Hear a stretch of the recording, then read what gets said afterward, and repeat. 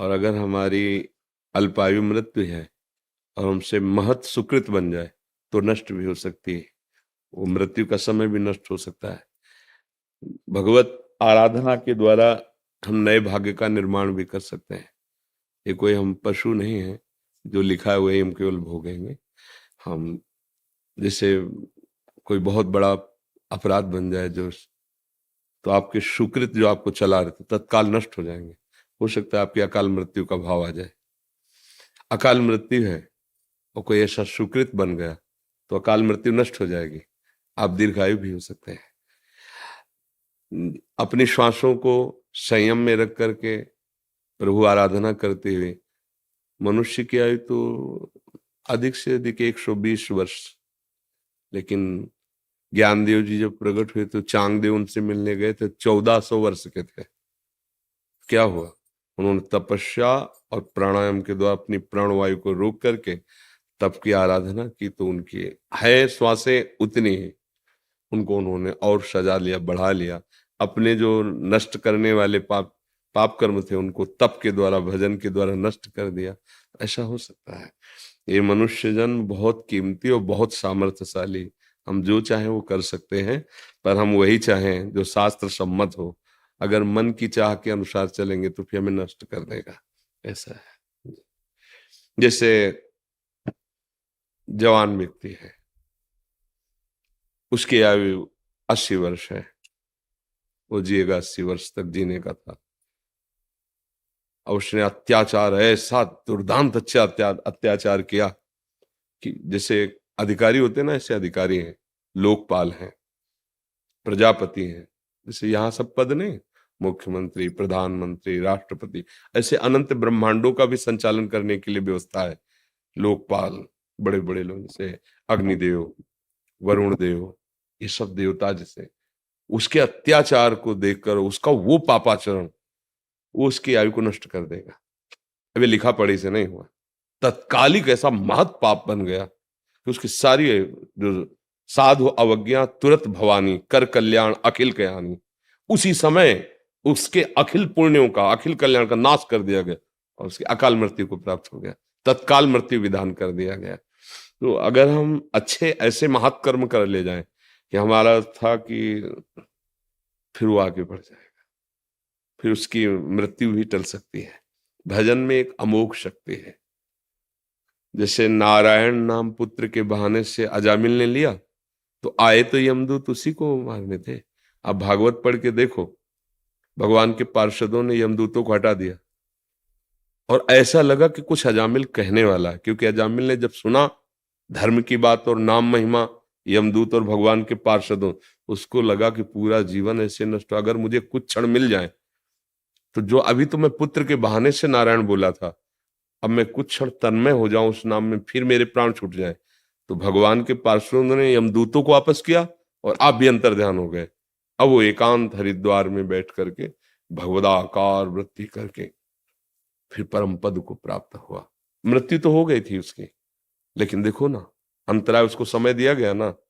ये है, ऐसा साधन बन जाए, ऐसा भजन बन जाए तो मनुष्य जन्म बहुत महिमामय। पर अपने लोग ऐसी प्रमाद स्थिति में कि छोटे छोटे विषयों में, गंदे आचरणों में से इतना बुरा फंसा देते हैं कि अब देखो आजीवन कारावास या फांसी या मृत्युदंड। इतने मतलब बुद्धि मलिन हो गई, सेल्फी में अपने जीवन को नष्ट कर रहे। पता है कि यहां से हम गिर गए तो क्या, अरे ये जीवन इसके लिए थोड़ी है, विनोद के लिए थोड़ी है।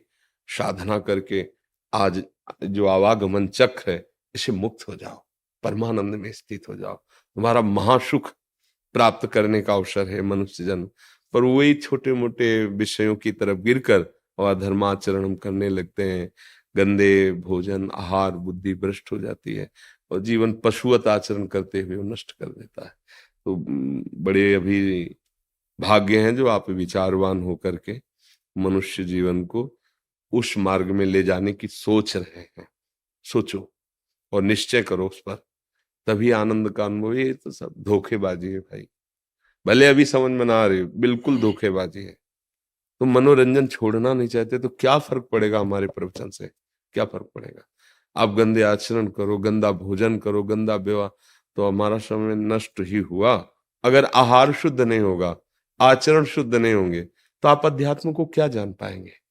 ये कोई विद्वता का विषय थोड़ी है, ये कोई पीएचडी करने का विषय थोड़ी है।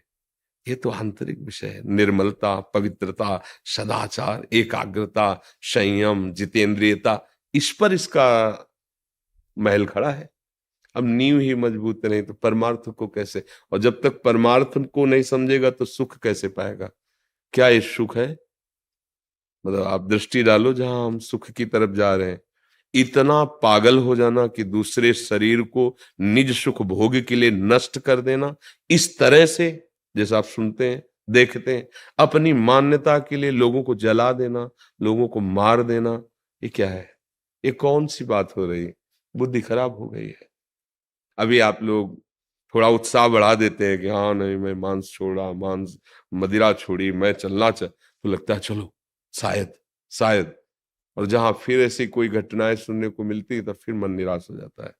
इसलिए निराश हो जाता है कि खान पान सही नहीं है, आपका आचरण सही नहीं, तो ये उपदेश रंग नहीं लाएंगे। ये सब अलग बातें हैं, रुपया पैसा मान प्रतिष्ठा एक अलग भी। अध्यात्म का प्रकाश होना, अंदर से विकारों पर विजय प्राप्त करना, ये एक अलग बात है। अब इस मार्ग को कैसे कोई समझे जब तक पवित्र आचरण नहीं, जितेंद्रियता नहीं, ब्रह्मचर्य पर दृष्टि ही नहीं। मनोरंजन ब्रह्मचर्य को ऐसे नष्ट किया जाता है मनोरंजन मान करके, वो जीवन ही नहीं अध्यात्म में पहुंच पाएगा, तो निराशा ही हाथ लगेगी। देखो अपने लोगों को जैसे इस मार्ग के पथिक है ना, अपना आनंद जानते हो क्या है? अपना तो है। आप लोग सही चल रहे हो ना, आप स्वस्थ हो, आप मुस्कुरा रहे हो, धर्म से चल रहे हो, दूसरों की रक्षा की भावना है, दूसरों तो लगता है यार हमारा देश, हमारा समाज सुखी है, हम सुखी हैं। जैसे एक परिवार सुखी हो ना, तो घर का जो बड़ा सदस्य होता है उसको सुख होता है, मेहनत करके लाता है, सब खवाता पिला और सब मुस्कुरा रहे हैं तो सुख होता है। ऐसे हमारी मेहनत है श्री भगवान, और उनका ही ये पूरा घर है। आप हमारे सब परिवार है। अगर आप सब सही आचरणों से चल रहे हैं, सब परस्पर प्रेम करते हुए सद्भावना से, तो देख के सुख लगता है। हाँ हाँ ठीक है, हमारा देश, हमारा समुदाय, हमारा जितना ये सब अच्छा चल रहा है। जहाँ ये हिंसा, व्यभिचार, ये द्रोह, तो लगता है क्या होगा आगे? कलयुग और बढ़ेगा, ये और आतंक फैलाएगा। धर्म का स्वरूप है सर्वे भवन्तु सुखिनः, सर्वे सन्तु निरामया, सर्वे भद्राणि पश्यन्तु माँ कश्चित् दुख भाग भवेत्। किसी को किंचन मात्र भी दुख ना हो, सब निरोग रहे, सब स्वस्थ रहे, सब धर्म से चले, सब आनंद प्राप्त करें, चाहे मुझे कष्ट हो। धर्म का स्वरूप ये स्वयं कष्ट सह करके सबको सुख भाव में पहुंचाना। आज हम अपने धर्म को भूल रहे हैं।